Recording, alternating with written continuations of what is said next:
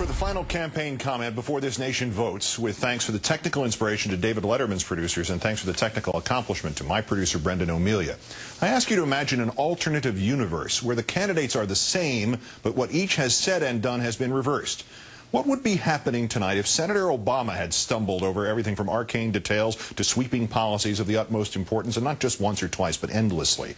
What if Senator Obama couldn't tell Iran from Iraq, Iraq from Afghanistan, Sunni from Shia, Somalia from Sudan? What if Senator Obama had gotten up before a crowd and started off by saying, you know, I think you may have noticed that Senator McCain's supporters have been saying some pretty nasty things about Western Pennsylvania lately, and who then finished by saying, I could not agree more. Now, I could not disagree with him more, but I could not agree more with the explanation that Senator McCain offered a few weeks ago. What would we be asking ourselves about his capabilities if it had been Senator Obama who had identified General David Petraeus as the chairman of the Joint Chiefs of Staff, and Vladimir Putin as the president of Germany, and Spain as a country in Latin America? What if it had been Senator Obama who not only used his POW experience at every turn, but wrote of giving to his captors not the names of his fellow servicemen, but of the offensive line of the Green Bay Packers football team, only to, when he spoke in Western Pennsylvania, change the story so that he gave to his captors the names of the offensive line of the Pittsburgh Steelers football team? What if it had been Senator Obama who, out of nowhere, had blurted out an inexplicable, perhaps Freudian slip while intending to say, my fellow Americans? To Chairman Dean and my great friend Dick Durbin, and to all my fellow prisoners, I accept your nomination for presidency of the United States.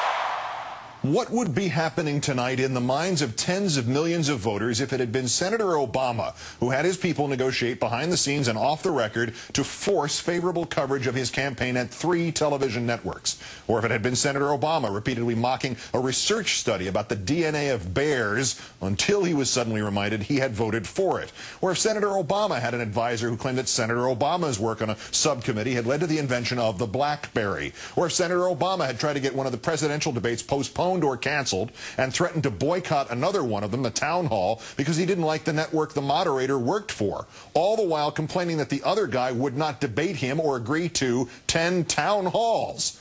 What would be happening tonight in America, in the souls of this nation, if after all that, at the first debate, it had been Senator Obama who would not as much as look at Senator McCain, and when finally addressing him at the second one, did so in a weird and cryptic manner? If we could have intervened effectively in the Holocaust, who among us would say that we had a moral obligation not to go in? That one. What would a country heading into the most important vote in its modern history be thinking tonight if it had been Senator Obama who viewed a collapsing economy and insisted that if in office, he would fire immediately the head of the SEC, even though a president cannot, and then the next day tried to correct himself by calling on the head of the FEC to resign? What if it had been Senator Obama who on September 24th had, quote, suspended his campaign so he could focus only on the cratering economy just 9 days after having insisted that there was little wrong?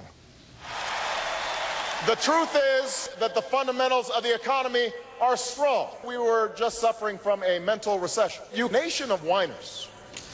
Where would America's collective head be tonight if it had been in the middle of a campaign in part focused on elitism and celebrity and personal wealth, if Senator Obama, who could not remember or would not admit how many houses he owned? How many houses do you have? You know, I think that's a good question to address to my staff. I mean, you'd have to ask my staff. What if Senator Obama had deflected all serious questions about the troubled finances of this worried nation by virtually concocting a preposterous everyman, a fictional character, a plumber without a license, a small businessman who owned no business, an average Joe who had a lawyer, a book agent, a publicist, and maybe a recording contract? I would love to see the next 3 weeks devoted to talking about Joe the plumber, who is an American hero. Well, it absolutely is true. What would the national psyche be like tonight if it had been Senator Obama who had sung a mocking song about bombing Iran?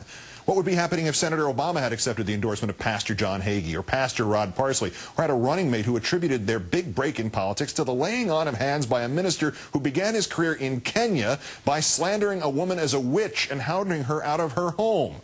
What would we be thinking if it had been Senator Obama who at a critical moment exaggerated a public claim about the suspension of his campaign and lied to a national television figure about it?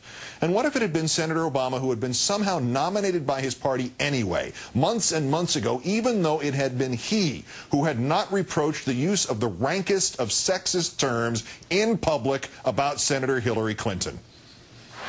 So I'm going to call on this young lady right here. How do we beat the bitch? I'll have that stick. We all know exactly what would be happening tonight if Senator Obama had done all those mistakes, contradictions, gaffes, Freudian slips, and hypocritical pronouncements. He would have long since ceased to be taken seriously by any measurable part of the voting public as a viable, responsible, self-aware, mentally vigorous, non-dangerous, non-risk. We'd all be going home to our beds well before midnight tomorrow night.